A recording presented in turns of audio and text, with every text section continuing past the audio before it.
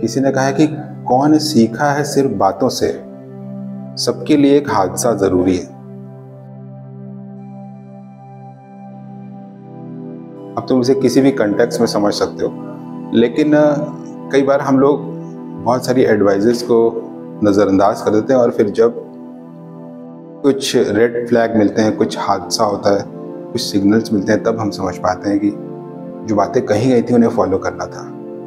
इस ज़माने में एक वैलेंटाइन बाबा थे, संत थे, और उन्होंने यही कहा कि भाई दिल पे बहुत लोड मत लो, प्यार मोहब्बत से ज़िंदगी जियो। लोगों ने हल्के में लिया और उनके नाम का जो त्यौहार है वो आधा मजाक बन गया। बहुत से लोग उस दिन मातृ पितृ दिवस मनाने वाले हैं, और ऐसा नहीं है, ऐसे लोग बहुत जगह हुए हैं। जैसे कि चाइना में हुए थे लाफिंग बुद्धा, उन्होंने भी यही कहा कि भाई ज़िंदगी हंसते खेलते हुए बिताओ, बहुत ज़्यादा लोड मत लो।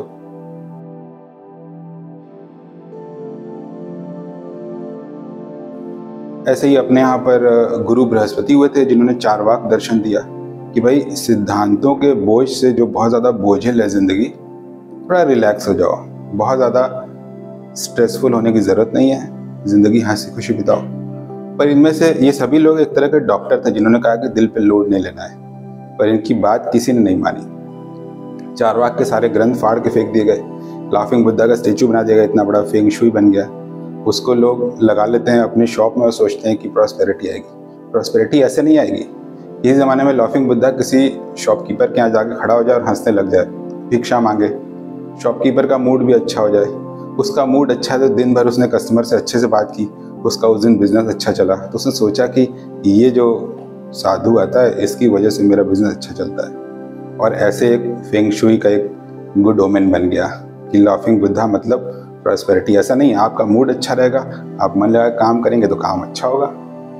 कई बार ऐसा होता है कि कुछ रेड फ्लैग्स होते हैं, कुछ सिग्नल्स हमें मिलते हैं। जैसे आंखों के ऊपर एक कोलेस्ट्रॉल का स्पॉट बन जाता है, ये एक सिग्नल है।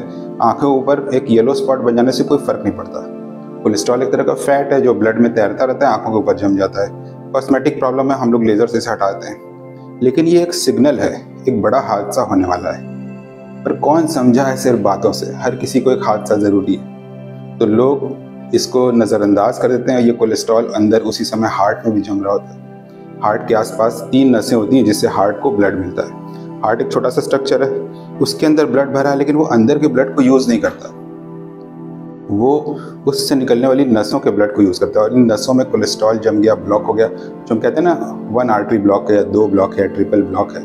ये ब्लॉक हो गया तो मसल्स को ब्लड नहीं मिलेगा, तो हार्ट जब कॉन्ट्रैक्ट करेगा तो पेन होगा। तो ये हार्ट का एक क्राई है कि ऑक्सीजन नहीं मिल पा रही है, न्यूट्रिशन नहीं मिल पा रहा है, तो हम कहते हैं हार्ट अटैक आ गया।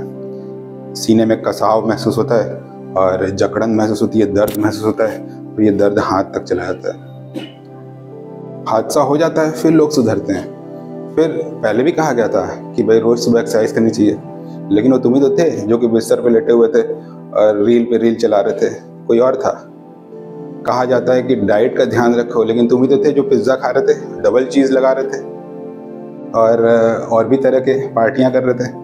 तो ये वो सारी चीज़ें जो हमारे हेल्थ के लिए हानिकारक हैं, उसके सिग्नल्स बॉडी बीच बीच में देती है। और सिर्फ बातों से कौन समझा है, कुछ हादसा होता है तब हम सुधरना शुरू करते हैं, तब हम डाइट का ख्याल रखना शुरू करते हैं, तब हम सोचते हैं कि हाँ थोड़ा सा वॉक भी करना चाहिए, थोड़ा एक्सरसाइज भी करना चाहिए। तो ये जो पुराने टाइम के गुरु लोग थे, ये भी एक तरह के डॉक्टर थे, और उन्होंने ये बताया कि दिल पे ज़्यादा लोड नहीं लेना चाहिए। अब आज लोग कहते हैं कि यंग एज में बहुत ज़्यादा हार्ट की प्रॉब्लम्स हो रही हैं, लेकिन हम केयर भी तो नहीं कर रहे हैं, हमारी लाइफस्टाइल भी तो वैसी हो गई है। लाइफस्टाइल मॉडिफिकेशन की ज़रूरत है। आप दिन भर लेटे हुए हैं और मोबाइल चला रहे हैं और आप बढ़िया कैलोरी रिच खाना खा रहे हैं, तो हार्ट अटैक होगा ही। सुनो एक जोक बताते हैं। क्या हुआ कि एक बार वैलेंटाइन डे पे एक व्यक्ति रेस्टोरेंट में गया और वहाँ पर कई तरह के स्पेशल ऑफर लिखे हुए थे। तो एक लिखा हुआ था कि अपनी एक्स गर्लफ्रेंड को लाइए तो 25% डिस्काउंट मिलेगा। फिर एक जगह लिखा हुआ था कि अपनी न्यू गर्लफ्रेंड को लाइए 35% डिस्काउंट मिलेगा। फिर जो लिखा था कि अपनी वाइफ को लाइए 40% डिस्काउंट मिलेगा। फिर तो हद ही हो गई।